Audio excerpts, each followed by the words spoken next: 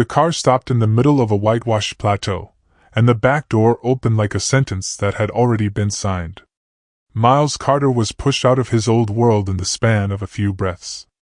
There was no shouting, no tears, only snow and wind rushing into the car and a short sentence coming from the front seat, colder than the Yukon night itself.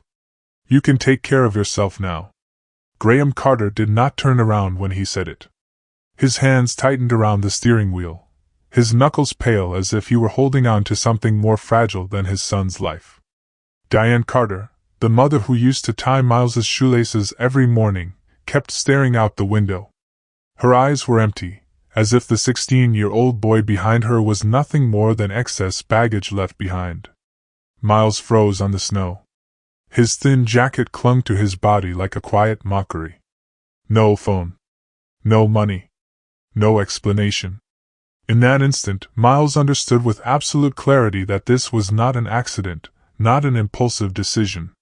This was a choice, and he was the thing chosen to be left behind.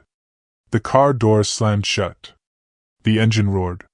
Red tail lights slid past snow-covered trees and vanished around a bend, taking with them everything that had once been called family. Silence fell, so heavy that Miles could hear his own heartbeat pounding in his ears. He did not cry. He did not run after them. He did not call out. Miles stood still, breathing in through his nose and out through his mouth, one steady rhythm after another, the way a teacher had once taught during a fire drill at school. Panic would kill him faster than the cold, and he knew that instinctively, even though no one had ever taught him how to survive being abandoned.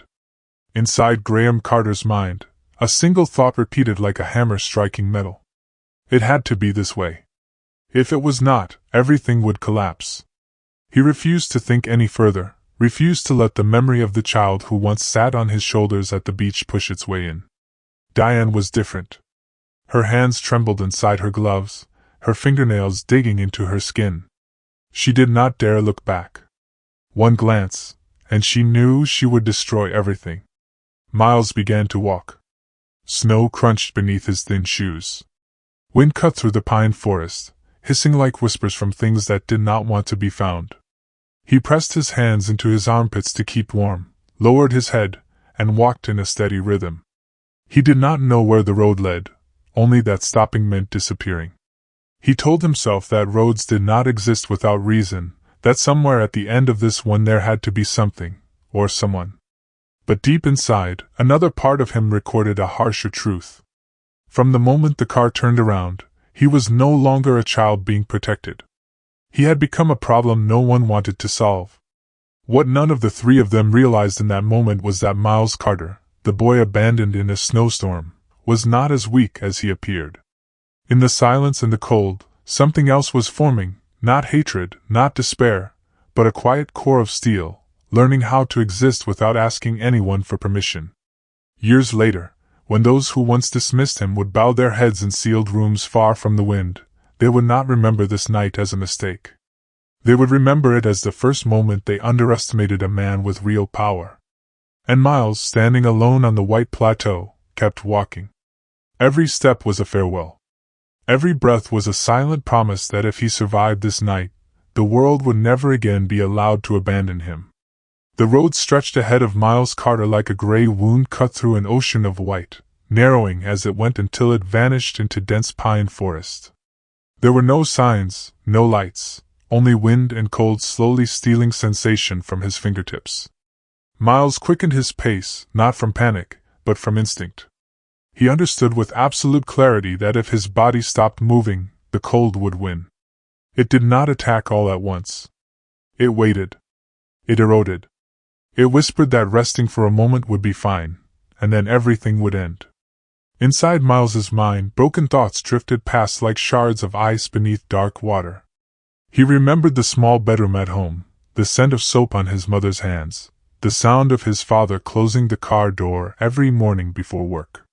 Those memories did not warm him. They sharpened the cold, because now he understood exactly what those things had been worth. Graham Carter drove downhill without taking his eyes off the dark road ahead.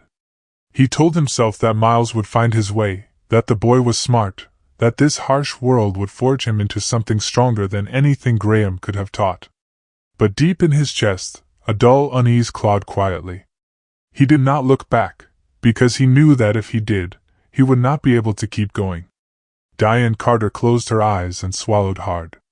In the darkness of the car, she saw Miles as a small child, curled inside an oversized raincoat, grinning simply because he was with his parents.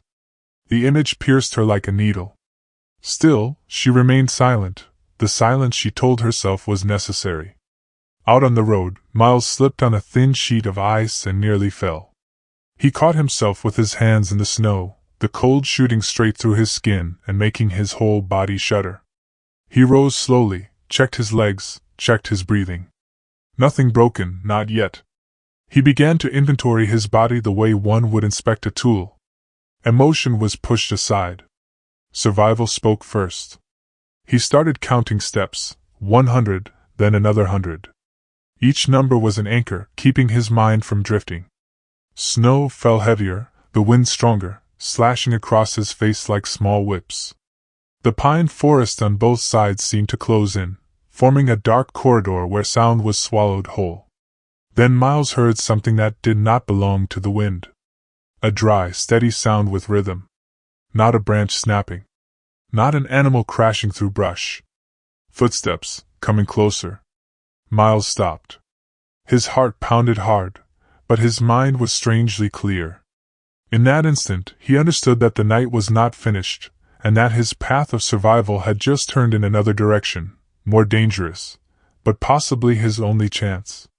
Miles stood still in the snowstorm, listening, waiting to see how much more fate intended to demand of him. Light appeared before the man did. A pale yellow streak cut through the curtain of snow, swaying gently as if searching its way forward, unhurried, unalarmed. Miles Carter narrowed his eyes, his heart hammering in his chest, yet his feet stayed planted. He knew that running now would only make things worse.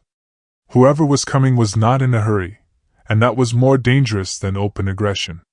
Then the man stepped out from between the trees. He was tall, broad-shouldered, wrapped in a thick, worn jacket pulled high at the collar. His boots pressed deep into the snow, each step firm and confident, as if this ground had known him for a long time. In his hand he carried an old storm lantern, its light trembling but steady, strong enough to push back the darkness around them both. No gun. No knife. No threatening movement. Miles realized he was being assessed, not in the way someone looks for a story, but in the way one judges whether something is still usable. The man stopped a few steps away. The lantern light revealed Miles's face, skin drained pale by the cold, lips cracked, eyes tense but not panicked. The man did not ask his name. He did not ask where he came from.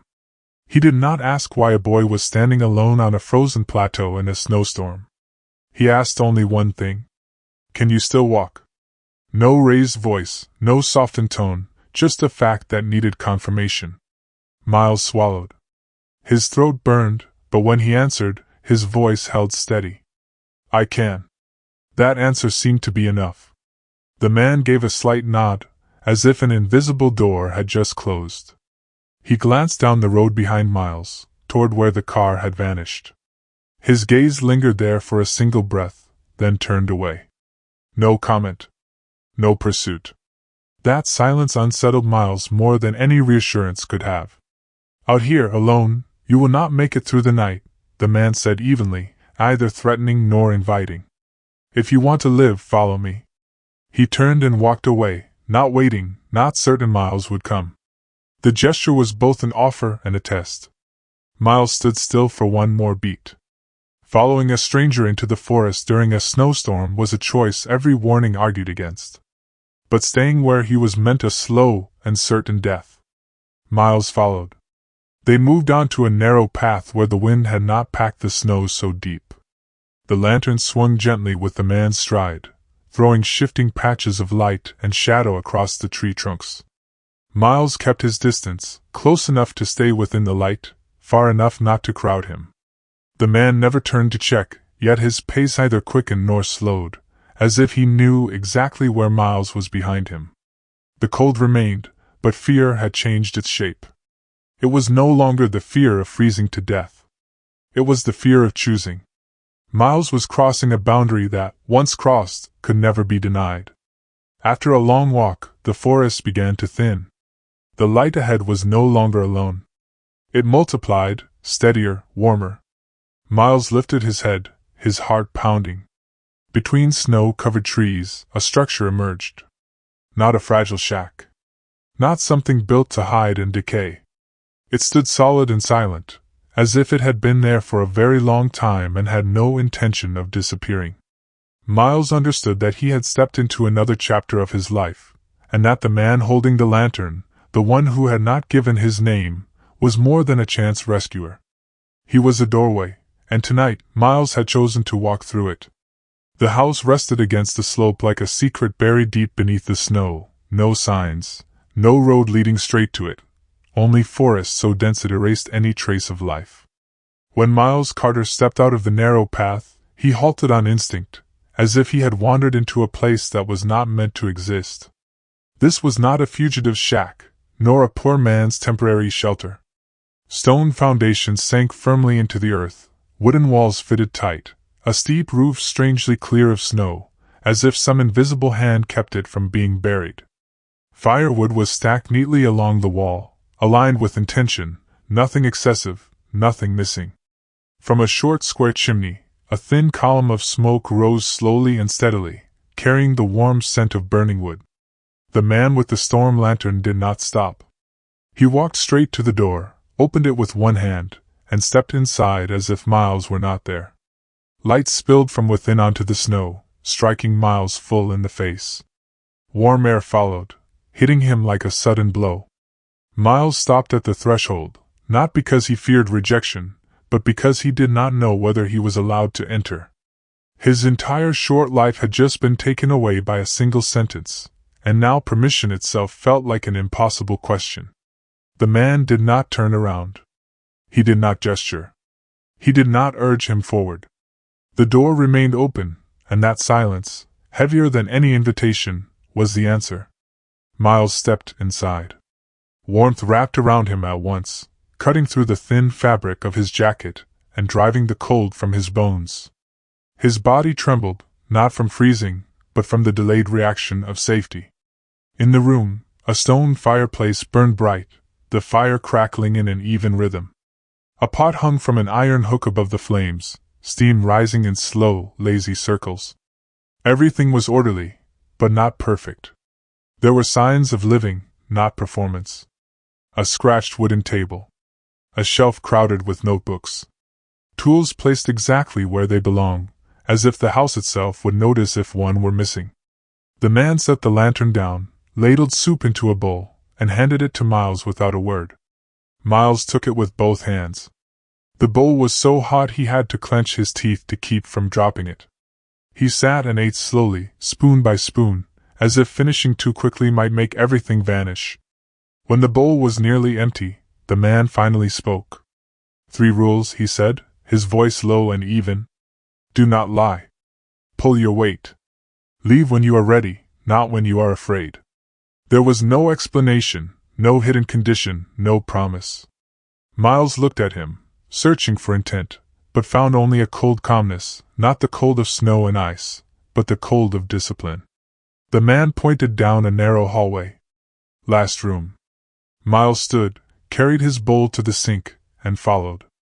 The room was small, a folding bed, 2 blankets, a neatly folded towel. No lock. No camera. No one watching. Miles sat on the edge of the bed, his jacket still on, his boots still laced. He waited for a question, a demand, a price to be paid. Nothing happened. And in that silence, Miles began to understand what unsettled him most. This man was not trying to save him. He did not want gratitude. He had simply opened a door and left Miles to decide who he would be when he stepped through it. Outside, the wind continued to blow, but for the first time that night, Miles no longer heard it. Miles Carter woke before light slipped through the narrow window. There was no call, no reminder. His body rose on its own, as if it had already learned not to expect to be waited for. The room was still warm, but the memory of the snow night made him pull on his jacket immediately, as if hesitating for even a moment might cause everything to be taken back. Outside, the man was already there. He stood before a large log, axe raised, then brought it down in a clean, efficient motion. The dry crack echoed against the slope. The wood split neatly, falling away on both sides. The man did not look at Miles when he stepped outside. He simply tilted his head and pointed his chin toward the pile of wood nearby. Stack it. That was all. No good morning. No question about whether Miles had slept. No check to see if he was cold. Miles nodded and went to work. He stacked the wood the way he thought was right, careful but still awkward. The thin gloves made his hands ache with cold. He clenched his jaw and kept going. Next came pumping water from the old hand pump. The handle was heavy, each pull sending a dull pain through his shoulder. Cold water spilled out, steaming faintly in the frozen air. The man stood a few steps away, splitting wood, offering no instruction, no interference. He watched from the corner of his eye, enough to know whether Miles could do it, not enough to turn the work into help. The morning passed in silence. Midday arrived with a hot bowl of food placed on the table. They ate facing each other without a word. Miles noticed the man ate just enough, never more, never less, as if everything here had been measured long ago. The afternoon was spent clearing the path around the house. Miles dragged branches, shoveled snow, breathing hard. Sweat soaked through his back and quickly turned cold, making him shiver. He learned to work fast and stop at the right moment, because pushing too far led to mistakes. No one told him that. He realized it himself, and remembered. In the man's mind, the name Miles had been placed in a temporary position. Not a guest. Not a burden. A variable being tested. He did not need to know why the boy was here. Reasons did not keep fires burning. Only action did. When night fell, Miles was given his final task of the day: tend the fire. He had watched the man do it often enough to believe he understood. He stacked the wood, adjusted the embers, closed the stove. The fire burned quietly. Miles let out a breath. At midnight he woke from the cold. His breath fogged the small room. The fire had weakened too much. Miles curled in on himself, his hands stiff and numb. He understood his mistake immediately. No one needed to point it out. The next morning, the man looked at Miles, his expression calm. Up here, he said, there are not many second chances. No shouting. No anger. He turned away and went back to work. The sentence stayed with Miles all day like a shard of ice that would not melt. He worked more slowly, but more carefully. He observed more. He stopped guessing. He stopped pretending to understand. And in that long silence, Miles began to learn something no one had ever taught him before. In this place, no one would save him, but if he stood firm, this place would not push him away. The man's words were not loud, but they stayed. Up here, there are not many second chances. Miles Carter carried them through the morning and into the afternoon like a cold stone lodged in his chest. No one repeated them. No one explained further. Yet every time Miles lifted a log, every time he realigned a tool that sat slightly off, the sentence echoed again, steady and emotionless, like a law of nature. The work that day was heavier than usual. The wind shifted. The sky sank into a dull gray, signaling an unseasonal storm. The man said nothing, he simply changed the rhythm of his work. He started at the eastern fence, where the wind cut through most easily. Miles watched and understood. No order was needed. They worked side by side, never looking at each other, yet never out of sync. When a fallen tree blocked the trail, Miles did not wait. He took the saw, chose the right angle, held his balance. The blade caught for a moment. He stopped. Thought. Adjusted. Continued. The man did not intervene. He only observed from a distance, his gaze sharp but unstrained. The storm arrived faster than expected. Snow poured down thick and heavy, wind whipping across the slope. They had to finish before the trail disappeared. Miles felt exhausted, deeply exhausted, but he did not push past his limit. He remembered the night the fire died, remembered the cold sinking into his bones. When tired, slow down, do not gamble. That was the lesson. When they returned to the house, night had already fallen. The meal was the same as always. No praise. No clear sign of approval. But when the man ladled out the food, he put a little more into Miles's bowl, just a little. He did not look. He did not speak. Miles noticed, and his heart skipped a beat. Recognition here did not come through words. It came through an extra spoonful, through one more day of staying, through the quiet trust that if the snow fell heavier tomorrow, there would still be a place by the fire. That night, Miles did not sleep right away. He sat on the bed, staring at the dark wooden ceiling, listening to the wind strike the walls. He thought of his old home, where every effort vanished into empty space. Grades, achievements, mistakes, all met with the same flat tone. There, he never knew where he stood. Here, it was different. Here, results spoke. The days that followed settled into a new rhythm. Miles began to see the world differently. He stopped asking why and started asking what happens if.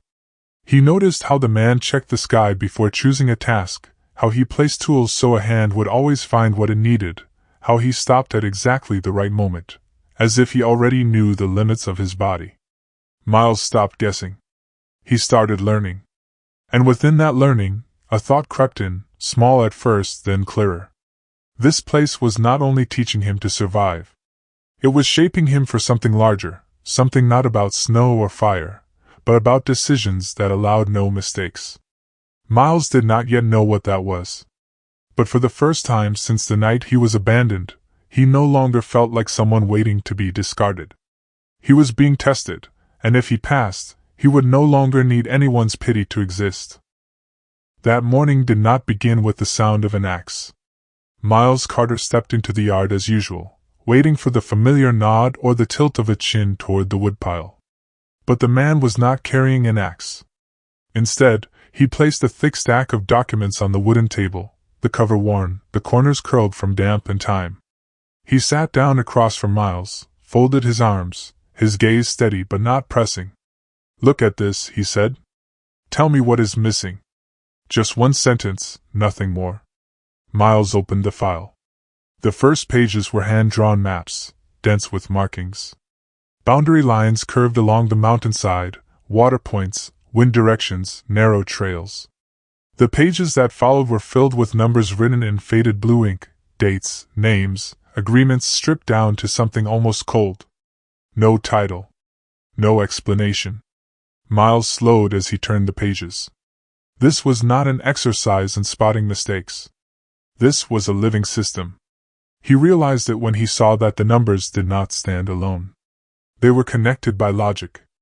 Revenue from the lower valley offset the cost of preserving the northern forest. An alternate transport route activated when the wind shifted. A land lease expired at precisely the moment the snow melted. Everything sat in place like interlocking gears. The man did not speak. He waited. Sweat gathered at the back of Miles's neck despite the cold room. Questions rose in his mind, then were dismissed. What mattered was not why this system existed, but how it behaved when pushed to its limit. Miles pointed to a blank space on the map. "If the wind shifts to the northeast," he said slowly, "this trail will slide. There is no contingency." The man did not nod. He did not disagree. He only raised an eyebrow slightly, a small signal, but enough for Miles to know he was moving in the right direction. From that day on, mornings still meant physical labor, but by mid-afternoon they sat across from each other with papers spread between them. There were no lectures, no explanations. The man asked questions without clear answers. Miles responded, then discovered the gaps in his own reasoning. Each time that happened, the man stayed silent a little longer. Miles learned that power was not about giving orders. It was about seeing what others did not, and preparing before anyone believed preparation was necessary. Then came the day of choice. A red mark circled an area on the eastern map. The ground was beginning to shift. Without cutting a fire break and reinforcing the slope, spring would wash the trail away. There were two options. Hire a crew from town, with equipment, fast completion, lower risk. But that meant opening the gate, letting outsiders see the house, the system, things that were not meant to be seen. The other option was to do it themselves. Slower. More painful. More dangerous. The man laid both options on the table, then stood up. You choose. He left the room. Miles remained alone with the map. Time stretched. He thought of the night the fire died, of the extra spoonful placed in his bowl, of the trust that came without promises. He understood then that this choice was not technical. It was a declaration of who he would become. Miles circled the option to do it themselves. 2 days later they began. 4 days later it was finished. Hands raw and bleeding. Shoulders burning. But the slope held. No one from town appeared on the trail. The man did not say whether it was right or wrong. The silence that followed weighed heavily, like a stone placed in Miles's hands. He carried it through the night, wondering whether he had chosen out of principle or fear of being seen. And for the first time, Miles understood that when power begins to rest in your hands, the hardest question is not what to do, but why. After 4 days of exhausting labor, the silence inside the house grew heavier than usual. Miles Carter sat alone in the workroom as the storm lantern burned low, its flickering light casting restless shadows on the walls. His hands were rough, the cracked skin split and sealed again, still aching with every movement. His body was tired, but what made it hard to breathe was the hollow feeling slowly widening in his chest. He had made a choice, and the cost of choosing was having to live with the question that followed. Outside, the man did not appear. He did not call for Miles. He did not assign new work. He did not praise or criticize. This silence was different from the ones before. It did not carry the rhythm of labor. It felt deliberate, like a step taken back so that pride and fear could collide without interference. Miles remembered the moment he circled the option to do the work themselves. At the time, he believed he was protecting what was right. Now another thought crept in. If he had chosen that path because he feared outsiders seeing the place, feared losing the position he had barely earned, then was it truly courage, or simply self-preservation disguised as principle? The thought unsettled him more than any physical pain. Night fell slowly. Wind howled through the pine forest like a reminder that this place had never promised safety. Miles stood, pulled on his jacket, and stepped outside. He walked down to the lowest trail, where the snow had thinned, exposing dark, damp earth. There was no fence, no gate, nothing stopping him from leaving except the raw truth that he did not know where he would go. He stood there for a long time, staring into the darkness. The image of the car driving away across the plateau rose in his mind, the tail lights fading, the feeling of being left behind that he thought he had overcome still intact, only changed in shape. Here, he had not been discarded, but he feared that one day, if he failed, he would simply be withdrawn without explanation. A silent disappearance felt more terrifying than open rejection. The next morning, Miles did not go to the yard. He passed the shed, the woodpile, and walked back down the low trail. He sat on a fallen tree and watched weak light creep through the forest. Time passed slowly, heavily. When Miles returned, the man stood by the door, sharpening a long blade. He did not look up. He did not need to. His presence alone said that he knew. Miles understood something then that tightened his chest. The man was not pushing him away. He was not pulling him back. He was allowing the space to exist, like a door left open in both directions. That night, Miles packed his things. Not much. A blanket. Some bread. A tin flask. He moved slowly and carefully, as if afraid of waking his own fear. He left no note, unwilling to turn his departure into an accusation. As his hand closed around the door handle, Miles believed he was leaving to protect the part of himself that had not yet hardened. But deep inside, a quiet doubt whispered that he might be preparing to repeat the very thing he hated most. And in that exact moment, before the door even opened, Miles did not yet know that the man was already standing on the other side, waiting to see whether he would step out as someone running away, or turn back as someone willing to pay the cost of becoming more. The door opened before Miles could finish turning the handle. The man stood in the doorway, no heavy coat, no boots, only a worn flannel shirt and a posture so calm it seemed to freeze the air itself. The lantern behind him cast long shadows across the snow, as if the house were holding him there. Miles stopped short. The backpack weighed heavy on his shoulders, the straps tightening across his chest. He did not ask permission. He did not apologize. Words felt useless in the presence of that gaze. "You think leaving will make you better," the man said, his voice level, neither raised nor lowered. "It only makes you untested." The sentence was not an accusation. It was a measurement, a truth placed between them to see whether Miles could lift it or not. The man stepped aside, not to clear a path outside, but to gesture toward the workroom. Miles hesitated for a single beat, then followed. He did not remove the backpack. Not yet. Inside, the fire in the stove had burned low, the light thinner than the shadows. The man sat down, staring into the flames as if looking at a memory that did not need to be told. Miles stood across from him, feeling as though he were before a court with no gavel. "I was not always up here," the man said, breaking the silence.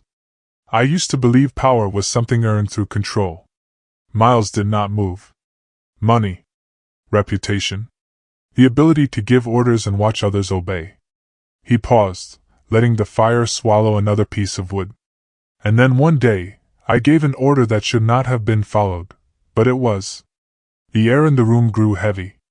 "3 men died," he continued, his voice steady, unshaken. "Not by accident. Because of me." Miles felt his knees weaken. He set the backpack down on the floor, very gently, as if afraid of breaking the story.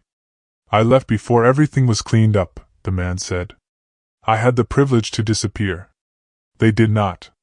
He turned to look at Miles then, not with pity, not seeking forgiveness, only with the precision of someone who had lived long enough with consequences. "You were not brought up here to learn obedience," he said. "You were brought here to learn how to carry power without proving it by crushing others." Miles opened his mouth, but no words came. The questions that had gathered over weeks fell away, leaving only one stark truth. What he had been learning was not how to survive the mountain. That was only the outer layer. "If you leave now," the man continued, "you will survive. I have taught you enough for that." He leaned forward just slightly. "But you will not know what to do when the cost is no longer cold or hunger, when it is people, families, futures." Something tightened in Miles's chest, not fear, but old anger tangled with pride he had never named. "Why tell me this now?" Miles asked quietly. "Because you are about to mistake walking away for strength." The man stood. "I will be in the workshop." He paused at the door. "Stay or go is your choice. But if you stay, then tomorrow we begin again, and you will learn why holding back is sometimes harder than pushing forward." The door closed, leaving Miles alone with the fire and the truth. A long time later, Miles stood. He picked up the backpack, carried it back to his room, and opened it. One item at a time, he took things out and set them down, slowly. No ceremony. No grand resolve. Only a choice accepted through action. That night, Miles did not feel proud.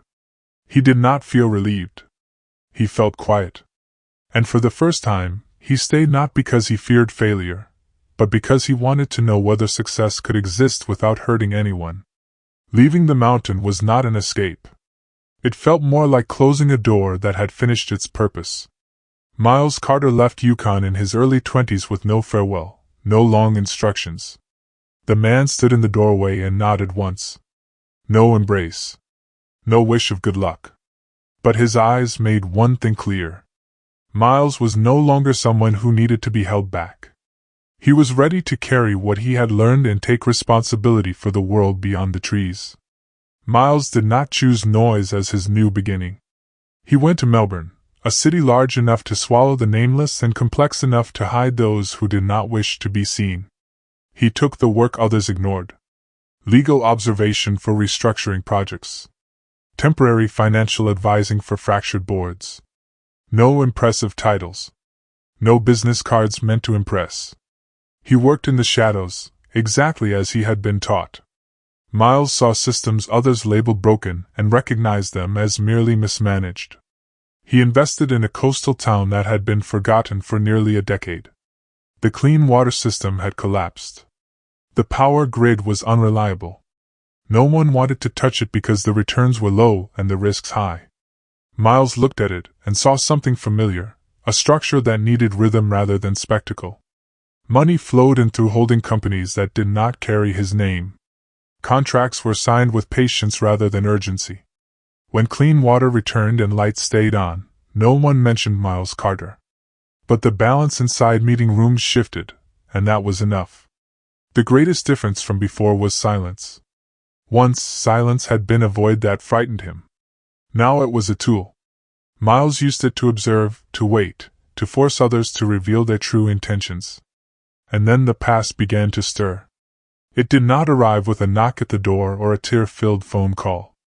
It came as a line buried inside an email thread between technical exchanges from a consultant Miles had never met in person. A name mentioned lightly, almost by accident. A location in northern Canada. A year long gone. Miles did not reply. He did not delete it either. 2 weeks later, another contact appeared. This time from a small law firm that did not name a client. They spoke of a possible family connection tied to an estate review underway in Europe. The wording was careful. No apology. No concern. Just a probe. Miles understood immediately. They were not looking for him out of remembrance. They were searching because they had scented power. He called his assistant, Nora Vance, and gave short instructions. Track every inquiry connected to the Carter name. Old assets. Previously sealed records. No response. Only collect. Nora nodded without asking why. That was why Miles trusted her. The first data returned quickly. His parents were in freefall. Failed investments. Land sold off. Lawsuits dragging on. A criminal investigation once opened and quietly dismissed. There had been no attempt to find him when things were at their worst. Only now. Miles sat alone in his office when he read the final line. A birthday card with no return address, carrying a single sentence written in trembling script. "We are proud of you." Miles set the card down and exhaled slowly. He felt no anger. He felt no joy. He knew only one thing. The silence they once used to abandon him no longer belonged to them. It had become something he controlled. The meeting room was sealed behind heavy curtains, light filtering through frosted glass so that everything looked submerged, as if underwater. Miles Carter entered through a side hallway, not to avoid anyone, but out of habit. Fewer footsteps. Less performance. Here, truth had space to exist. They were already seated. Graham Carter looked older than Miles remembered, not because of gray hair or wrinkles, but because of how he carried his shoulders. Shoulders once accustomed to giving orders now sloped forward, as if an invisible weight had bent them down. Diane Carter sat beside him, her hands clenched tightly together, fingernails pressed so hard they had turned white. She did not look directly at her son, not out of shame, but out of fear. Miles stopped. He did not greet them. He did not sit. The silence stretched just long enough for every breath to feel too loud. Then they stood, not in perfect unison, but close enough to show rehearsal, and they knelt. There was no drama, no sobbing. Knees touched the floor softly, almost politely. Diane bowed her head. Graham kept his back straight, as if still clinging to the last fragment of dignity. Inside Graham's mind, a single thought circled endlessly. This was the final move. Blood. Tradition. Obligation. Words that had once won him ground in countless other rooms. "We made mistakes," he said, his voice rough from disuse. "But we are still your parents." It was not an apology. It was a statement he hoped Miles would treat as untouchable. Miles remained still. In that moment, he did not see them as parents. He saw two people negotiating, the only difference being that they were using memories instead of assets as collateral. They began to explain. Investments collapsed. Friends disappeared. Land was seized. Lawsuits they thought buried resurfaced. Diane cried, her tears falling silently onto the floor, but her voice stayed careful. She did not ask how Miles had lived. She did not ask whether he was happy. Every word revolved around a single axis. "We need you. We are proud of you," Diane said, lifting her head for the first time. "Maybe that means we did something right." The sentence landed like a velvet-wrapped blade. Not love, but acclaim. Graham straightened further, his tone sharpening. "We did what was necessary to make you strong." He paused. "And now it would not look good for anyone if people knew you let your parents fall apart like this." A soft threat, precise and familiar. Miles looked away, walked to the side table, poured himself water, and took a sip. Not rushed. Not angry. The silence shifted direction, pressing back against the ones who had once wielded it as a weapon. When Miles spoke, his voice was low and even. "You did not come here to reconcile. You came for relief." He looked at Diane. "And you expect me to provide it because of blood, not because of bond." Diane trembled. Graham tightened his jaw. "I will not rescue you," Miles continued, "and I will not be manipulated by guilt you never earned the right to impose." The room seemed to hold its breath.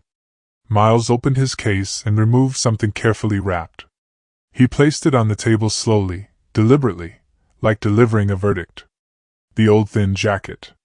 The fabric was worn, the seams faded, but it was intact, and memory does not fade. They looked down. Recognition did not come instantly, but when it did, it moved like cold air through a sealed room. Diane reached out, then stopped short. Graham turned his face away. "Maybe you need this," Miles said quietly. "It is cold out there." No one argued. No one asked for more. The boundary had been drawn. No raised voices. No victory declared. Only an ending. Miles Carter stood up. The chair made no sound. Every movement was precise, as if rehearsed long ago. He did not wait for a reaction. He did not need an answer. Everything that needed to be said had already been spoken the moment the jacket touched the table. The meeting room door closed behind him with a soft sound. No one called after him. No one tried to stop him. In that moment, Graham and Diane Carter remained kneeling, but no longer parallel.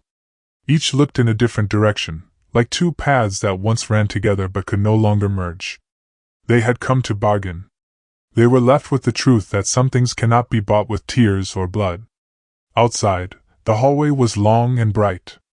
Late afternoon sunlight poured through tall glass panels, stretching Miles's shadow across the cold stone floor. He paused at the steps and took a deep breath. It was not relief.